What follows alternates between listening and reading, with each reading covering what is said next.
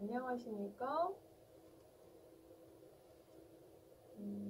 오늘은 13장의 5절 접평면과 접미분에 대해서 공부하기로 하겠습니다. 그러면 접평면, 접미분은 조금 이따 하고요. 접평면은 어떤 거냐면 우리가 일변수 함수를 처음 배울 때 일변수 함수의 어떤 곡선의 미분 배웠어요. 그래서 미분이 접선의 기울기다 해서 그걸 가지고 접선의 기울기를 배웠다면 우린 이변수 함수를 넘어가서 이변수 함수를 배웠어요. 그래서 지난 시간에 x축, y축, 기본축 방향에 대한 방향도 함수뿐만 아니라 특별하게 어떤 제시된 기본축 방향 말고도 뭔가 이렇게 일반적인 방향에 대한 방향도 함수까지 배웠죠. 그러면 어떤 이 점에 대한 x축, y축뿐만 아니라 모든 방향에 대한 방향도 함수를 배웠을 때 그러면 이런 곡면에서 이 점에 접하는 접평면은 어떻게 될까? 우리가 아까 일변수 함수 곡선에서 미분을 배워서 이거 접선을 구하듯이 이변수 함수 곡면에서는 모든 방에 대한 미분을 배웠으니까 이 점에 대한 접평면은 지금 배운 방향도 함수나 어떤 미분들과 어떤 관계가 있을까 한번 공부해 보는 게 지금 이제 접평면으로 접근하는 방법입니다. 그래서 우리가 이제 이 곡면 중에 모든 방향도 지난번에는 직선 방향, 모든 방향이었어요. 근데 얘가 일반적인 꼭 직선이 아니라 요점을 지나되 이렇게 틀어진 곡선이든 이 곡면 위에 이 점을 지나는 모든 생각할 수 있는 곡선을 우리가 뭔가 RT라고 하나 생각을 한다면 이제 쟤를 식으로 들어가서 어떤 그 방향도함 접평면을 접근하기 위해서 이제 곡선 하나를 먼저 생각했고요. 그럼 이제 교과서에 있는 페이지에 있는 설명처럼 식으로 가면 이 RT, 아까 그 그림이 있는 어떠한 곡선이든 상관이 없어요. P점, 특정한 점을 지난다면.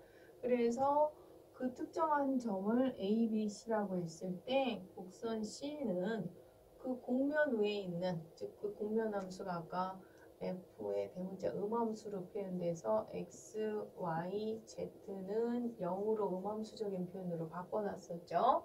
이 곡면 위에 있는 곡선 즉 일부분에 해당하므로 이 곡선의 식 RT를 여기 있는 이변수 함수식에 대입해도 등식이 성립해야 되죠.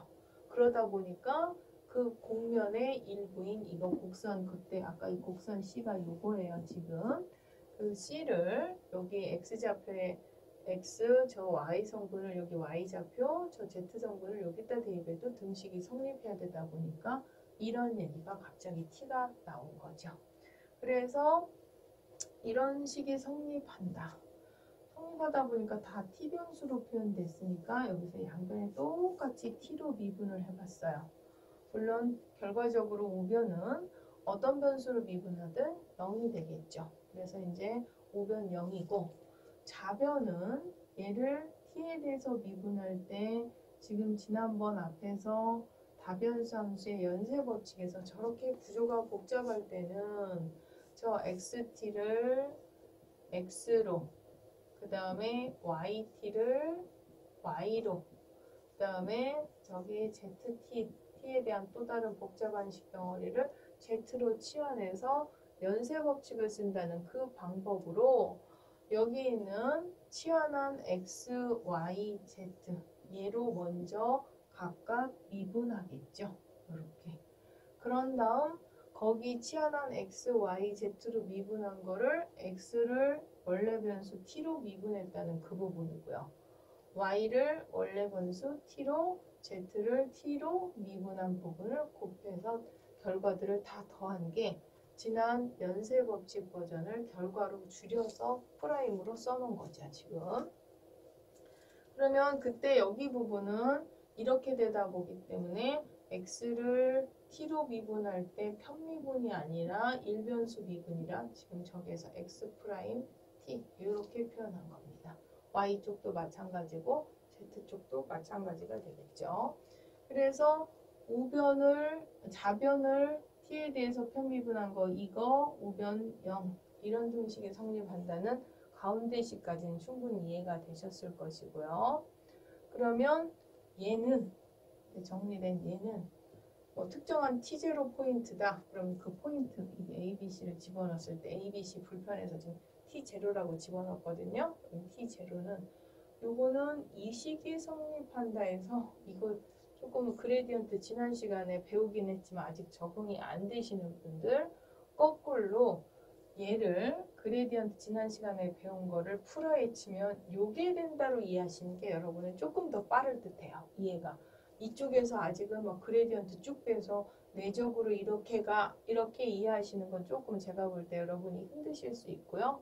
반대로 이제 이 그레디언트 뜻은 좀 아시니까 얘를 여기다 대입해서 거꾸로 가면 얘가 되는구나. 그러면 아 이걸 풀면 이렇게 되겠구나 하는 걸 이해하시면 되겠고요. 그래서 이 미분한식이 이렇게까지 표현된다는 얘기입니다. 그레디언트 식으로 표현하면. 그리고 여기 있는 얘는 이제 나름 굉장히 간단하게 줄였어요. 얘네들을 묶어서 굉장히 간단하게 줄였는데 이 부분은 처음에 RT를 미분한 것들에 해당한 특정한 포인트 T0 포인트로 표현됐죠. 그래서 저기에 있는 RT, 즉 RT를 XT, 그 다음에 YT, ZT 이렇게 된 이 RT를 미분한 거. 미분하면 벡터 함수 배운 지 조금 오래됐나요? 다시 한번 강조하면 각 성분별로 미분하는 거였죠. 이렇게 미분. 그거에 특정한 포인트 T0를 집어넣은 R'T0가 되는 거죠. 이제 T0들 다 대입해야 되겠죠. 그 상태의 식이라는 얘기예요. 그래서 이렇게까지 줄여준 거예요. 그러면 여기에 R은 아까 그림에서 봤듯이 곡면 위에 특정한 T0를 지나는 어떤 곡선이든 상관없는 그 곡선을 나타내는 벡터 함수였는데 그 벡터 함수의 미분과 그레디언트 F가 서로 내적에서 0이라는 얘기는 얘와 얘는 서로 무슨 관계라는 얘기예요? 그레디언트 F와 두 내적이 0이다. 그러면 수직이다. 이런 얘기인 거죠. 이렇게. 그래서 두 벡터가 또 이게 수직이다 해서 얘는 아직 조금 뭐 낯설어요. 근데 얘는 앞에서 뭐였어요? 벡터 함수를 미분하면 이 벡터 함수의 미분은 기하학적으로 어떤 의미였냐면 그 벡터 함수 RT가 있을 때 RT의 미분은 그 벡터의 접선 방향이 RT에 대한 미분 방향이었죠. 그래서 얘는 이 곡선에 대한 접선 벡터가 되는 거예요. R'T는 접선 벡터가 됐어요. 그 접선 벡터와 얘가 수직이라는 거예요. 제가 지금 곡선 선으로 표현했지만 지금 내가 기본 의미 때문에 RT와 RT 미분을 다시 복습하는 거로 해서 선으로 했지만 우리 지금 이 선이 평면의 선이 아니라 아까 그림에서 뭐였어요? 곡면에서의 선이었어요. 어떤 곡선 특정한 그러면 그 이 점을 지나는 곡선 RT 하나 요거에 대한 RT 프라임 접선 그러면 R''T가 요게 되는 거죠. 그거의 이 벡터의 수직이라는 거예요. 그레디언트 F가. 그레디언트 F의 뭐 포인트를 T0로 잡을까요? 아무튼 포인트 P든 T0든 요게 수직이라는 거죠. 그러면 내가 RT를 아까 처음에도 강조했지만 그 점을 지나는 곡선이 어느 곡선이든 이라고 가정을 했어요. 그럼 이런 RT든 그 곡선 어떤 곡선이든 그 곡선의 접선 벡터 그러면 R'들 이게 첫 번째 R이고 두 번째 그 각각의 또 이쪽 곡선 그러면 그 곡선의 미분인 R3'T가 됐든 요 각각의 모든 RT들에 대한 접선의 뭐가 그레디언트 F가 수직이라는 얘기인 거예요. 하나가 아니라 요점을 지나는 어떤 벡터에 대해서든 그 벡터의 접선 벡터의 수직. 그럼 그 부분을 지금 그림으로 다시 한번 해석을 해드리면요.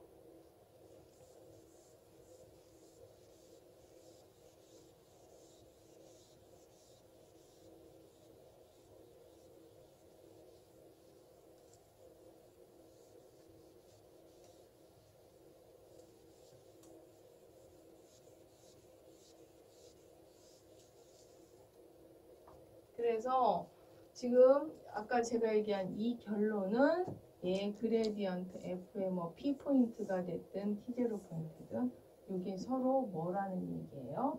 수직이라서 요점을 지나는 곡선 R이 이런 곡선이더라도 그거에 접하는 접선의 그레디언트 F는 수직이었을 거고 이런 곡선 RT였다 하더라도 그거의 미분인 R'T에도 수직이었고 그 곡선이 이쪽 곡선이어도 요거에 접하는 거 이 곡선이었어도 얘에 접하는 모든 곡선 요 곡선이었어도 얘에 접하는 접선 이렇게 수직이라는 이런 특징을 갖다 보니 요 곡선에 대한 접선 요거에 대한 접선 요 접선에 대해서 수직 이렇게 요 곡선에 대한 접선의 수직 그러다 보니까 우리가 결과적으로 구하고 싶었던 요 곡면의 요점에 지나는 접평면에 얘가 수직 벡터 기능을 할 수 있겠더란 얘기인 거죠. 나는 요점을 지나는 접평면을 구하고 싶었는데 그 접평면은 결국은 이 평면의 수직이 돼야 되는데 그 평면의 수직이 되려면 지금처럼 그레디언처럼 그 점을 지나는 수많은 곡선에 접하는 접평면에 접하는 접선에 다 수직이 되는 거죠. 그래서 이 그레디언트 F가 내가 찾고 싶었던 이 평면의 수직 벡터 기능을 해준다는 걸 찾아낸 거예요. 그럼 나는 구하려는 이 평면에 우리는 평면으로 다시 돌아가면 평면 방정식은 어떻게 구했어요? 그 평면의 수직 벡터, 법선 벡터가 필요했고요. 지나는 점이 필요했는데 지나는 점이야 이 점을 대입하면 되고 그거의 수직 벡터 역할을 할 만하게 적합한 게 모든 곡선의 접선 방향의 수직인 이 그레디언트 F가 바로 여기에서 요구하는 법선 벡터인 수직 벡터고 이 점은 지나는 점 포인트를 그대로 대입하면 우리가 요구하는 평면 방정식, 즉 저평면 방정식을 구할 수 있겠구나 라는 결론이 나온 거죠. 그래서 그 다음에 얘를 평면을 다음 그림을 한번 보면 이렇게 아까도 얘기했듯이 지금 그레디언트 F가 모든 곡선 방향의 수직 벡터 방향이 되는 걸 알고 그 그레디언트 F를 내가 구할 평면의 법선 벡터로 쓴 거죠. 이렇게 법선 벡터 방향.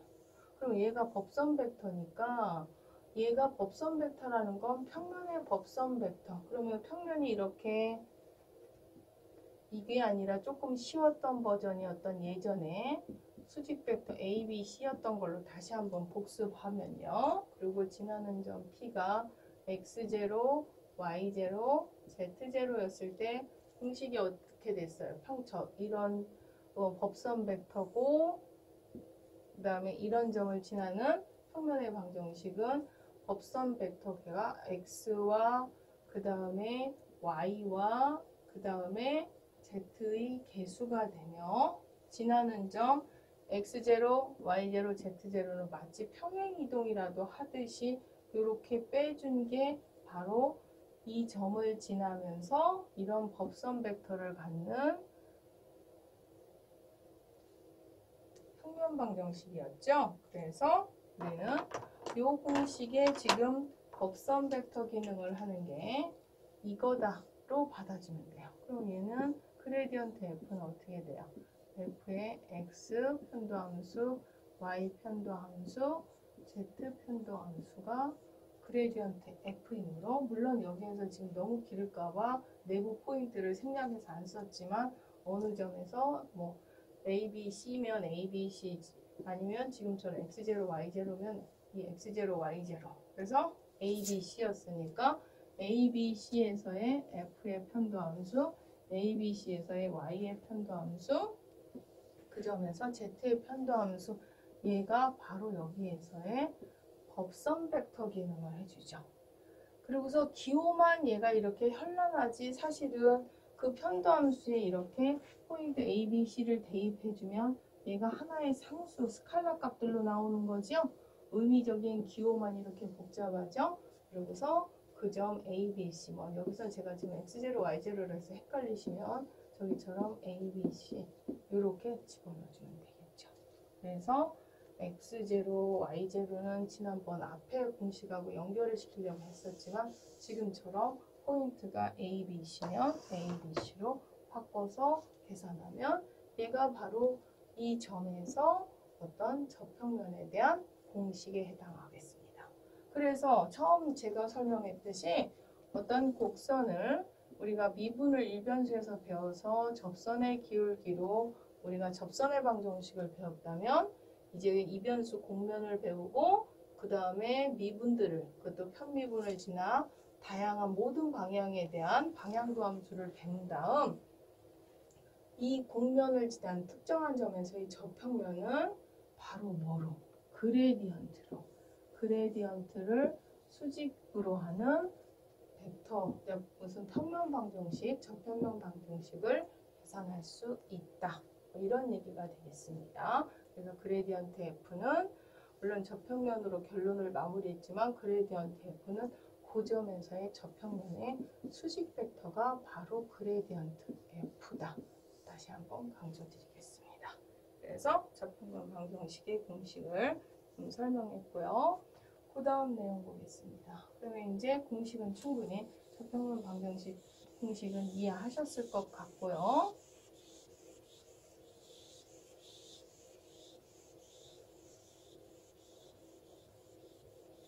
계산 한번 또 적용해서 풀어봐야 되겠죠? 그러면 저렇게 곡면이 주어졌습니다.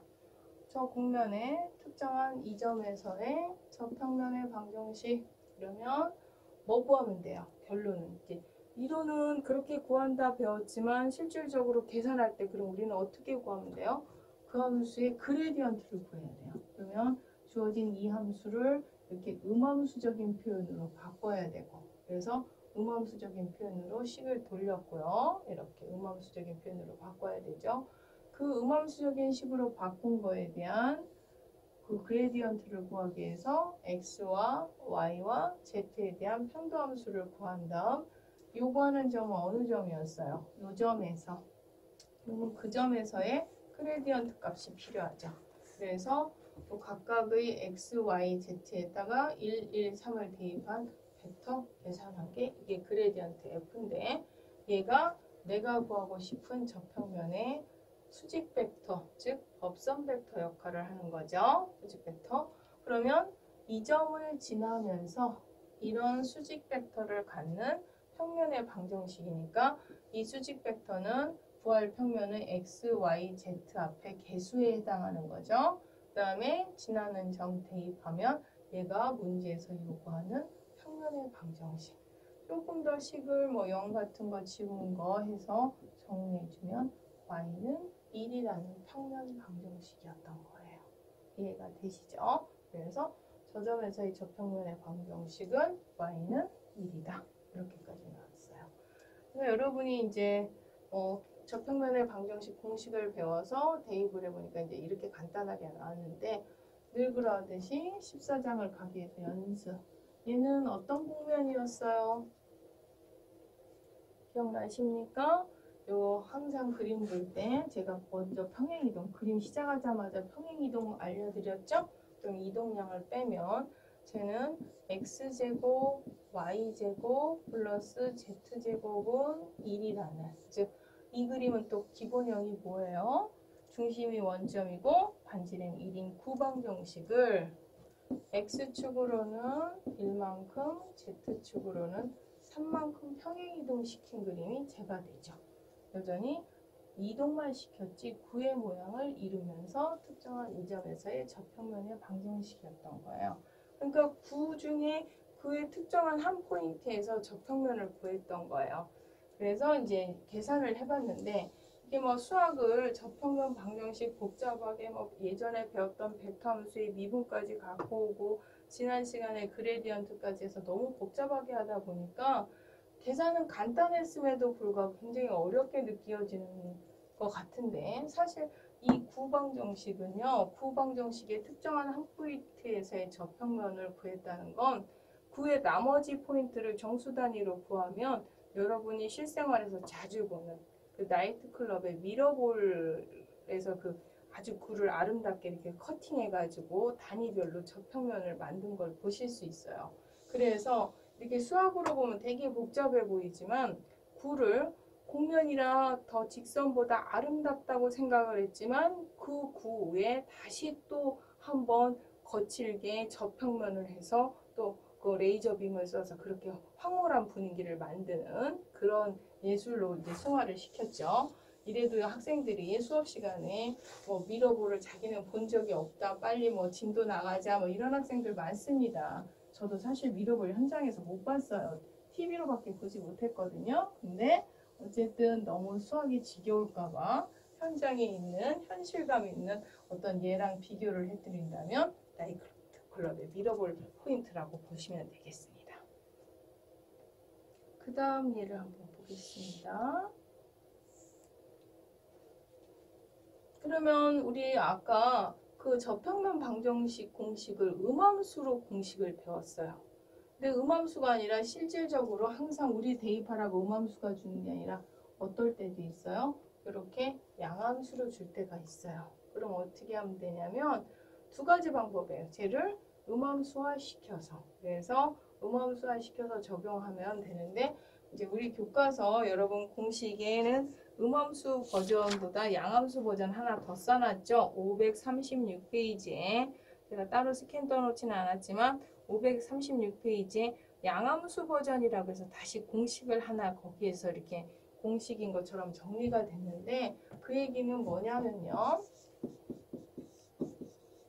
지금처럼 이렇게 양함수, 음함수를 저는 두 개 다 외우지 말라는 차원으로 이제 양함수 공식은 뺐는데요. 또 이렇게 양함수를 마주치면 얘를 뭐화 시켜주면 되냐면 음함수화 시켜주면 됩니다. 그럼 얘를 음함수화 시켜서 이렇게, 그래서 얘를 마치 음함수로 새로 설정을 해서 푸시면 돼요. 그러면 여기에서 그레디언트 F다. 즉 F의 편도함수. 그럼 얘 F의 편도함수는 뭐가 돼요? 얘 F의 편도함수는 이 식에서 F의 편도함수는 이쪽 부분에 있는 Z하고 상관없이 여기에서만 X에 대한 편도함수가 이루어질 것이므로 Fx의 XY가 되겠죠. 그러면 FY에 대한 XYZ의 편도함수, 즉 이 식을 Y에 대한 편도함수를 하면 역시 이쪽에서는 편도함수 Y 편도함수가 사라지고 얘만 남겠죠. 이렇게. 그 다음에 Z에 대한 편도함수를 한다. 그러면 이번에는 이쪽에서는 Z에 대한 편도함수 해봐야 다 사라질 것이고 이쪽에서 이루어질 텐데 이쪽에서 Z에 대한 편도함수 하면 마이너스 1이 되겠죠? 그럼 우리는 뭐가 필요했어요? 그 F에 대한 그레디언트 F. 음함수에 대한 그레디언트 F. 그럼 X에 대한 편도함수가 이거고 Y에 대한 편도함수가 얘가 되고 Z에 대한 편도함수가 이건이라서 앞에서 했던 양함수 버전의 음함수 버전의 이 공식에 지금 양함수 버전을 굳이 억지스럽게 바꾸지 않고 이런 의미로 해석해서 대입을 해주면 얘가 바로 그 X의 앞에 붙는 뭐 포인트를 A, B, C로 다시 이제 환산을 해준다면 얘가 여기에 계수 fx에 x, y가 붙는 거고요. 그 다음에 y-b 자리 앞에 개수가 요게 여기에 들어가서 fy의 x, y가 되겠고 그 다음에 z-c는 0의 그 z 앞에 개수가 얘가 들어가서 마이너스 1. 요게 지금 여러분 교과서에 있는 536페이지에 있는 양함수 버전에서의 저평면 공식이라고 나온 거예요. 근데 뭐 보시면 아시겠지만 여러분 공식들 굉장히 외울 거 많은데 얘를 함수 타입별로 다 외울 건 아니라서 그냥 이렇게 필요하면 현장에서 끌어가는 게 맞다 싶어서 제가 공식화해서 이렇게 따로 공식이라고 설명은 하지 않았지만 이렇게 가볍게 끌어가시기를 바라겠고요. 그러면 이제 뭐 관계, 상호 관계는 양함수라도 이해가 됐을 거니까 여기에서 이거를 x 편도함수, y 편도함수를 이렇게 대입해서 요구하는 포인트였던 1, 1, 5를 대입하면 이렇게 된다. 그래서 뭐 계산이야 오히려 쉽고요. 양함수 버전을 어떻게 아까 했던 음함수에 적용해서 푸는가 하는 방법을 한번 설명드렸습니다. 그 다음 예제로 넘어가겠습니다.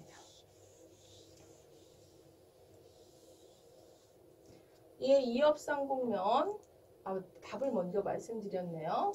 기억이 나시려나 모르겠지만 이변수 함수할 때 제가 이제 2차 곡선 중에 대표적으로 자주 나오는 곡선이라고 이업상공면을 같이 공부했었는데요. 근데 지금 그림은 보통 필요한 쪽 한쪽만 그려서 이업 아닌데 라고 할 수 있지만 이거 반대쪽 밑에 쪽도 당연히 있는 그림입니다. 근데 요거는 요점이란 이제 끊어서 음위방향 불편해서 지금 끊어져서 그렇지 저 식으로 봤을 때 이업상공면에 해당하는 식이죠. 그러면서 이 점에서의 저평면 식이 음함수로 주어졌으니까 얘를 그 저평면을 구하려면 그레디언트 즉 x, y, z에 대한 편도함수를 구하고 요구하는 점 이 포인트를 대입해서 계산을 해주면 딱히 얘를 그레디언트라고 쓰진 않았지만 얘가 바로 x의 계수, y의 계수, 얘가 z의 계수가 되겠죠. 그레디언트 이거에 해당하는 값이 수직 벡터니까 그래서 x, y, z의 계수고 요구했던 점 1, 마이너스 1, 4를 대입하면 우리가 말하는 저평면 방정식 식을 한번 다듬어주면 이렇게 되겠고요. 그 저평면 공면 중에서 요점에서 수직 벡터 아까 계산한 마이너스 4, 4, 8 그쪽 방향이고 저평면 방정식까지 그림으로 한번 확인해 보았습니다.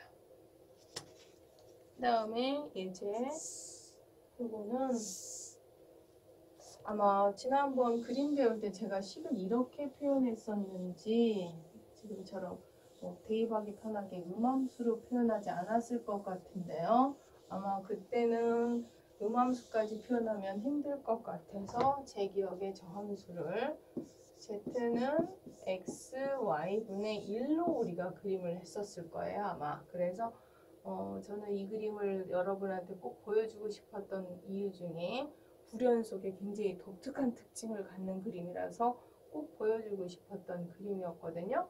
근데 이제 얘를 양함수가 아니라 이제 이번에는 어차피 저평면은 음함수 쪽이 공식 대입하기 편해서 같은 식이지만 음함수로 바꿨을 때 이 공면 중에서 1,1,1에서의 저평면 방정식 네, 거의 주로 관심은 저평면 방정식이지만 좀 쉬워서 제가 나중에 또 바로 다음에 할지 지금 진도가 자꾸 늦어져서 예상을 못하지만 그 다음에 할지 모르겠지만 라그랑지 승수에서 조금 나와서 업선 방정식까지 조금 개념을 확장시켜서 한번 계산해 보았습니다. 그러면 일단 저평면은 얘를 음함수로 바꾼 얘 그 다음에 그레디언트가 필요하죠. x에 대한, y에 대한, z에 대한 편도함수로 만든 벡터 함수. 그 다음에 특정한 점 1,1,1이라는 점에서의 그레디언트. 그래서 x, y, z에 1, 1, 2를 대입한 값. 얘가 내가 구하고 싶은 평면의 법선 벡터 방정식이 되는 거고요. 그 법선 벡터에 지나는 점은 이 점 1,1,1이죠. 그래서 이 점을 지나면서 이런 수직 벡터를 갖는 저평면 방정식은 이렇다가 되겠죠. 그 다음에 이제 저평면 방정식은 이렇게 간단하게 끝났어요.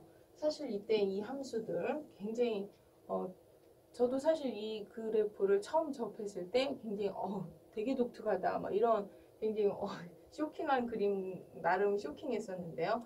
그럼에도 불구하고 저평면 방정식은 굉장히 간단하죠. 법선 방정식도 한번 구해볼까요? 그럼 그 점에서의 법선 방정식 이 점을 지났는데 그 점에서의 수직 벡터가 뭔 거예요? 이거예요. 그러니까 법선 방정식이라는 건 이 점을 지나면서 이런 방향으로 가는 직선의 방정식. 지난 시간에 방향도 함수하면서 다시 한번 복습했는데 이 점의 이런 방향에 대한 그 방정식은 직선의 방정식은 이렇게 되겠죠? 그래서 법선 방정식까지 같이 한번 확인해 보았습니다. 그 다음에요. 이제 우리가 저평면을 충분히 했거든요. 그럼 이제 점미분으로 넘어가겠습니다. 점미분은 잠깐 그 다음 페이지 그림 먼저 보시면요. 그 이변수 함수의 그림 먼저 보시면 여기요. 우리 교과서 여러분 537페이지. 원래 지금 뭐를 하려고 하는 게 목표냐면 우리가 A, B라는 점에서 뭔가 파란색 리얼 공면 P라는 점이 있는데 이 A, B라는 점에 X 변화량이 뭔가 있고 Y축 변화가 뭔가 얼마만큼 변했을 때 요 변하는 범위 안에 요 뭐 예를 들어서 요런 점이라면 요 점에서의 리얼 함수값, 공면의 함수값이 Q지만 그 함수가 예를 들어서 이렇게 그냥 눈에 보이기 큰 포인트가 아니라 얘가 0.01이라든지 0.05라든지 뭐 굉장히 불편하고 작은 수였다고 한다면 그거 숫자 함수가 굉장히 복잡한 공면 함수의 그런 세세한 차이를 계산하기가 힘들다면 우리는 리얼 불편한 이렇게 공면이 울퉁불퉁한 거에 다 집어넣지 말고 이 점에서 저평면을 한번 생각해 보자는 거예요. 우리 조금 전에 저평면 배웠죠? 그래서 저평면을 배웠으니까 이 점에서의 저평면을 생각해서 이 포인트, 변화된 포인트의 리얼 파란색 공면의 Q점 대신에 이 점을 기준으로 저평면을 했을 때 이 점에서의 저평면에서의 점 Q 다시의 때의 값의 차이로 즉 원래는 P점의 Y값하고 Q점의 Y값의 리얼 차이인 Z의 차이인 Z의 증분을 계산해야 되는데 뭐 요 정도 보면 그림이 쉬워 보이는데 하지만 실질적으로 나타나는 함수는 굉장히 복잡할 수도 있거든요. 그래서 얘의 근사치로 그 점에서의 공면 대신에 거칠게 저평면으로 잘라보자는 얘기예요. 그래서 잘랐을 때 그 점에서의 변화된 좀 편한 함수값 Q 프라임 점에서의 함수값의 차이로 얘의 근사치로 계산하자는 게 전미분의 큰 아이디어예요. 근데 이제 중간 계산이 너무 복잡하다 보니까 큰 아이디어는 이렇게 간단함에도 불구하고 거기 교과서에 있는 식이나 이런 걸 따라오기가 너무 힘들어요. 그래서 제가 일부러 먼저 큰 결론만 이 전미분의 의미가 뭔지를 큰 개요만 먼저 설명하고 그래도 식을 조금 잘 모르실까봐 식 궁금하신 분들을 위해서 그 다음 식을 설명을 해드리겠습니다. 그러면 저 식을 따라가려면 일변수에서의 이 기하학적 뜻이었던 걔를 전미분을 좀 분석을 해야 되는데요. 이 식으로만 바로 봐도 이해가 되실 분도 있지만 그래도 일변수 그림 다시 한번 그림 보고서 일변수에서 아까도 얘기했지만 이 함수에 대한 x 변화에 대한 리얼 함수 값의 차이, y 값의 차이, 델타 y라면 우리는 요 점에서의 미분 값을 접선의 기울기 값을 이용해서 f'의 요만큼 델타 x를 곱하면 이만큼의 기울기, 즉 f'x의 a라고 해야 되나요? 특정한 포인트니까 같이 맞춰서 a라고 해봅시다. f'a의 델타 x를 요거에 대한 근사치인 이 dy로 쓰는 상태가 우리가 일변수 함수에서의 전미분이라고 볼 수 있어요. 요거에 대한 근사치 이렇게. 그러면 얘가 왜 dy가 돼? 라고 하시는 분을 위해서 우리가 dx, dy의 개념은 이거 식은 그 다음 페이지에 있나요? 그러면 이제 요 그림은 이해하셨으니까 이 식에서 그 다음 페이지 넘어가서 식으로 보면요. 일변수에서 아까도 얘기했지만 dx로 먼저 써야 될까요? dx, dy 얘가 우리가 그 점에서의 미분값 얘로 따라올 때는 원래는 x 변화량에 해당하는 것과 y 변화량에 해당하는 이 변화율 요 델타 x가 0으로 갔을 때 이 변화율이 f'a죠. 사실은 이렇게 요게 이거를 이제 재해석하면 이렇게 되는데 그럼 아까 거기에서는 이게 정말 0으로 갔을 때가 아니라 근사치로 델타 x가 정말 0에 대한 극한 정도는 아니지만 극한까지는 아니지만 0에 가깝다. 즉 리얼로 막 극한값 이렇게 0으로 갈 때가 아니라 근사치로 0에 가까운 근사치로 간다면 우리는 델타 x의 요 값을 역시 즉 그거의 미분으로 f'a로 이렇게 받아서 쓸 수 있지 않느냐. 그래서 요거에 대한 값을 뭘로 지금 받아들여서요? dx 근사치를 dy로 받아서 쓰다 보니까 dy를 f'a의 dx로 쓸 수 있다. 뭐 이런 논리가 성립되는 겁니다. 그래서 여기 뭐 변하는 포인트 a와 fa까지 집어넣으면 그림처럼 집어넣으면 너무 복잡하다면요. 이제 기본 논리는 우리가 얘의 변화율이 리얼은 이렇게 돼야 되는데 사실은 이 변화율 중에 얘가 0으로 가까이 간다고 했을 때 이 는은 아니고 근사치로 얘를 쓰다 보니까 이렇게 받아서 쓰는 상태가 된다고 보시면 돼요. 이게 0으로 간다고 했을 때 근사치. 그 일변수에서의 그 어떤 전미분을 그림으로 0으로 그 변화량을 0으로 보냈을 때에 대한 식을 설명한 거고요. 그럼 이제 이변수로 넘어가 보겠습니다. 지금 하려고 하는. 그럼 이변수에서 큰 설명은 아까 했고요. P점, Q점. 그럼 Q점 포인트는 변화된 이 점에서의 함수값이니까 이렇게 되겠고 리얼 그 차이 증분 델타 Z는 P의 Z좌표와 Q의 Z좌표를 뺀 6이 되겠죠. 그래서 저평면으로 접근하려면 이 이변수 함수를 아예 음함수로 표현해 주는 게 편해서 시작부터 음함수로 잡았고요. 이 점에서의 저평면은 그 점에서의 그레디언트. 그래서 양함수지만 우리 바로 이렇게 앞에서 계산하는 방법 배웠고요. 요구되는 A, B점이라서 그 점에서의 법선 벡터가 이건가 이게 되겠습니다. 그럼 이제 여기 시작 설명은 충분히 이해가 됐을 거고요. 그 다음 계산 넘어가겠습니다. 그럼 그 점에서의 저평면 방정식은 요 앞에서 했던 그 그레디언트가 수직 벡터고 지나는 점 A, B, Z값이 요거였던 점이죠. 그럼 이 점에서의 저평면 방정식이에요. 그러면 공면이 지금 너무 여러 개가 나오니까 원래 그 파란색 공면을 Z라고 하면 우리가 하려고 하는 저평면 방정식에서의 공면 Z는 두 개가 혼동되니까 걔는 제가 G라고 한번 잡아봤어요.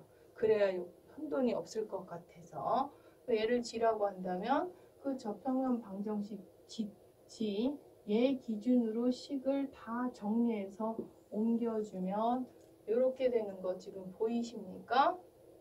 그래서 저평면 방정식을 구했어요. 그 저평면 방정식 중에서 우리는 X좌표가 A에서 이만큼 바뀌었을 때 Y좌표가 여기에서 이만큼 바뀌었을 때 그 변화됐을 때의 G좌표 값을 원하는 거죠. 그래서 X좌표에 얘를 대입, Y좌표에 얘를 대입한 식을 계산하면 이렇게 되는 거야. 얘가 바로 그 저평면 거칠게 잘라진 그 공면의 저평면에 Q의 대칭 대신한 값 Q'의 Z좌표 값에 해당하는 거죠. 그래서 아까 그림 다시 가긴 좀 그렇지만 Z 리얼 증분인 P와 Q의 Y좌표인 Z좌표의 차이를 근사치로 Q'에 대한 저평면에 대한 차이로 대신한 그 근사치는 이렇게 계산할 수 있다가 되는 거죠. 이게 지금 Q의 Q'의 Z좌표에서 또 뭐를 빼야 돼요? P의 Z좌표인 요만큼을 빼줘야 되는 거죠. 빼면 요만큼만 남는 게 되죠. 그래서 요만큼. 그러면 그 그림에 이해하려고 되게 그 간격 델타 X나 델타 Y를 넓게 잡았지만 아까 말했듯이 실질 상황은 얘가 아주 0에 가까운 작은 값으로 간다면 우리는 그냥 증분, 변화율 차원이 아니라 조금 근사치지만 순간 변화율로 대신해서 쓸 수 있다. 즉 극한값인 미분값으로 대신해서 쓸 수 있다.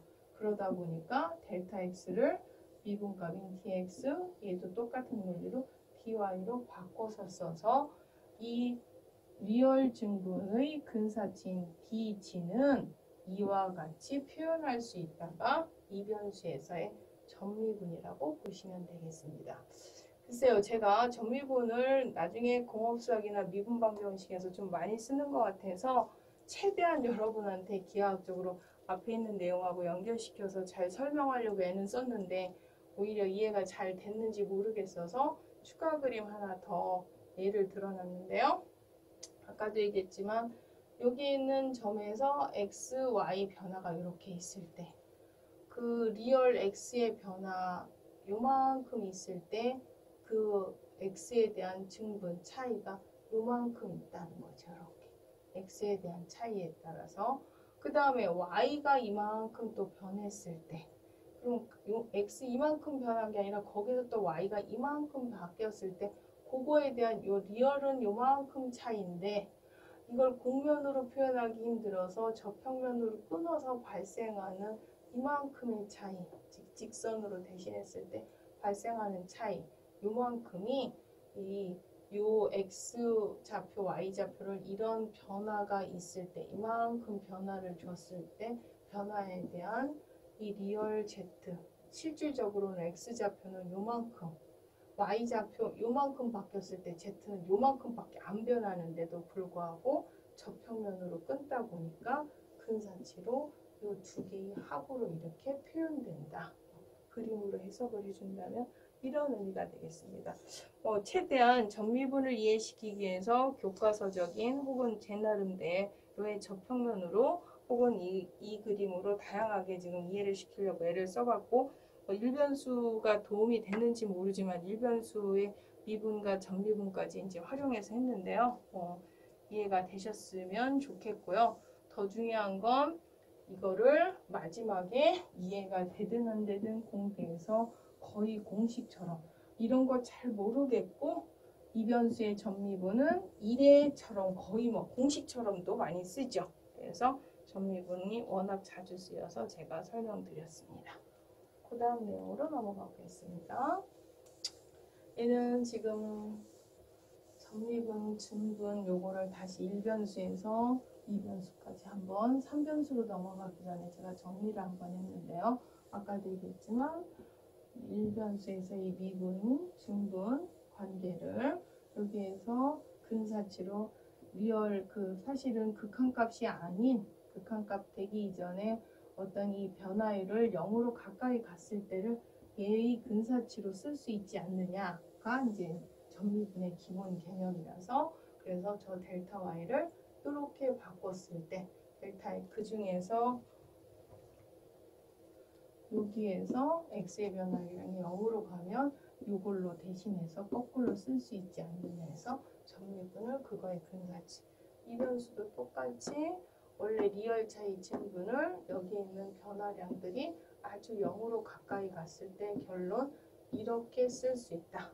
근데 지금 이제 어떻게든 이해를 시켜보고 싶어서 굉장히 여러 개념을 막 복합적으로 하다 보니까 여러분이 더 혼돈되실 수도 있는데요.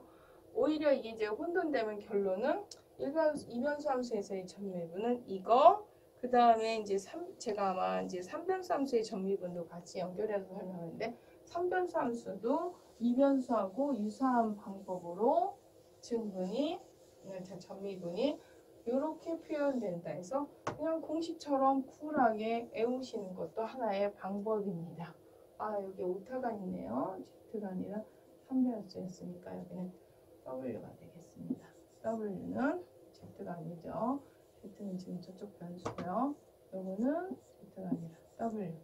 DW는 이렇게 된다. 그래서 그냥 3변수도 2변수 전미분과 유사한 방법으로 이렇게 계산된다라고 알아두시는 게 좀 현명할 수도 있습니다.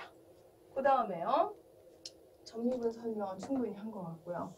사실은 거기 전미분 설명하면서 제가 아까 저평면 설명을 했었는데요.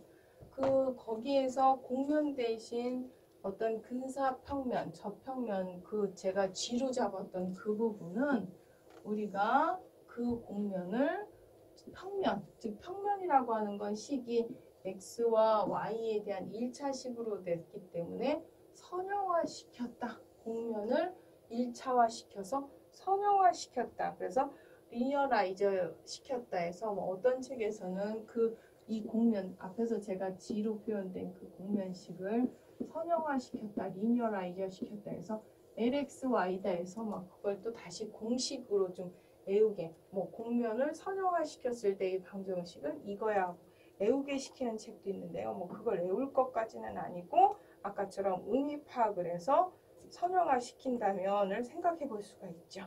그래서 간단하게 예를 하나 또 선형화 또 뭐 우리도 궁금해요. 그래서 같은 내용이지만 관점을 선형화라는 관점으로 해석을 해서 이런 함수를 1,0에서 선형화라는 근사평면 평면이 제일 리얼 공면이었을 거라고요.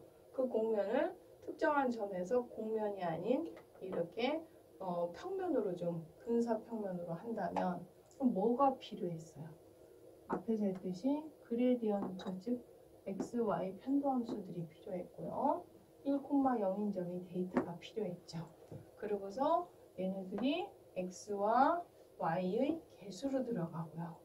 그 다음에 그 지나는 1,0이 마치 x와 y의 평행 이동하듯이 빼주고 마무리로 f의 1,0이 들어갔었죠.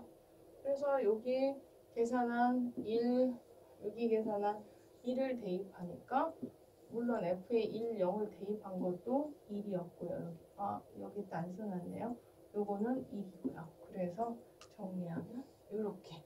즉 우리가 지난 앞에서 처음에 2의 x 겨우 그림 그렸고 예지하면서 제가 2의 xy 그림 한번 보여드린 적 있을 텐데요.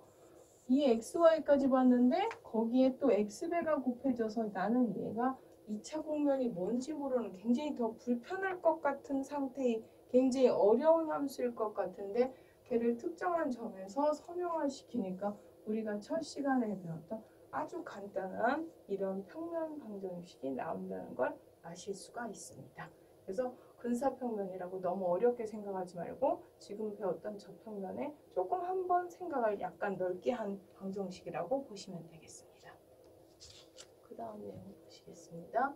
교과서 예제 3번이요. 교과서 예제 3번은 그러면 얘에 대한 지금 증분, 점미분, 기타 등등은 조금 실질적인 거. 즉 XY 좌표가 2,3에서 아까 얘기했지만 요만큼 0.05 또 얘는 3에서 2.96 마이너스 0.004 이런 변화가 생겼을 때 이런 이변수 함수 3차 공면으로 굉장히 불편하게 준 함수죠.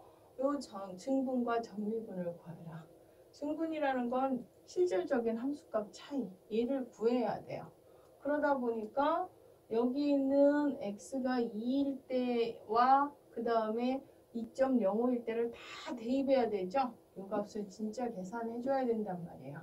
이거 계산 물론 계산기로 두드리지 누가 요즘 내가 손계산해 하지만 굉장히 불편한 거를 뭔가 상황에서 리얼 계산으로 들어가지 않고 얘에 대한 근사치로 점미분 dg는 앞에서 어떻게 계산한다? 이렇게 계산한다.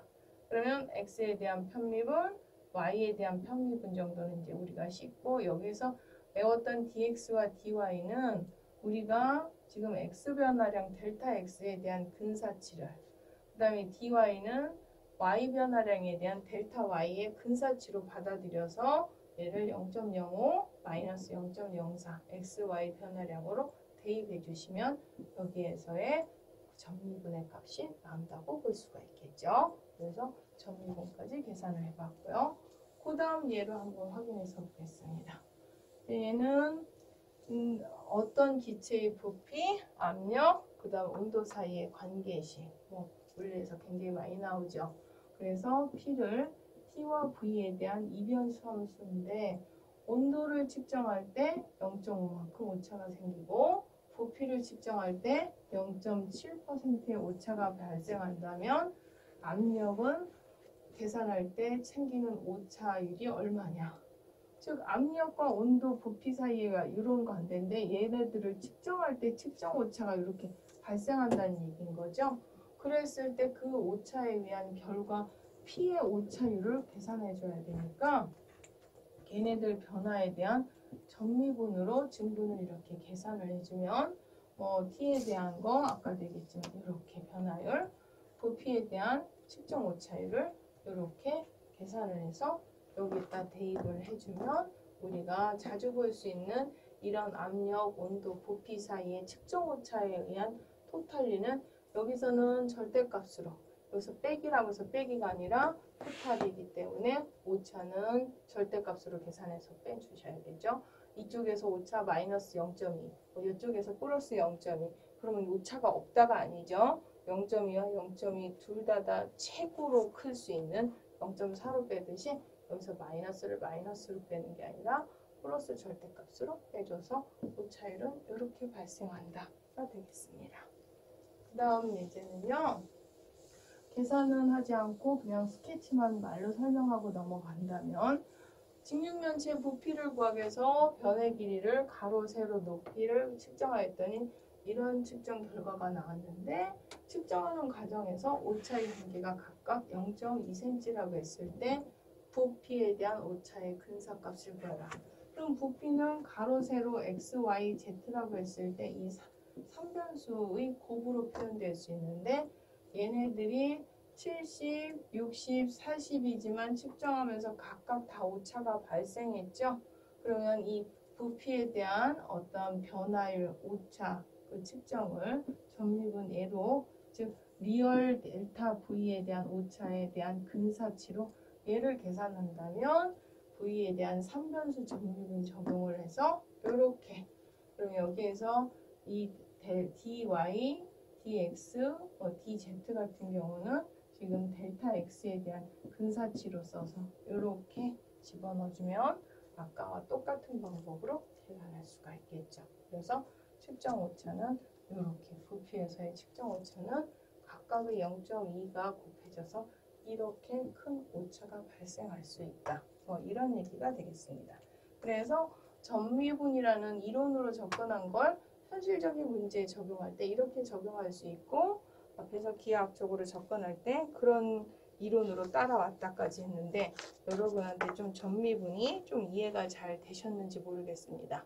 전미분도 중요하지만 더 중요한 건 1차적으로 전미분 들어가기 전에 저평면 굉장히 중요한 개념이기 때문에 저평면 꼭 여러분이 공부해서 숙지해 주시길 바라겠습니다.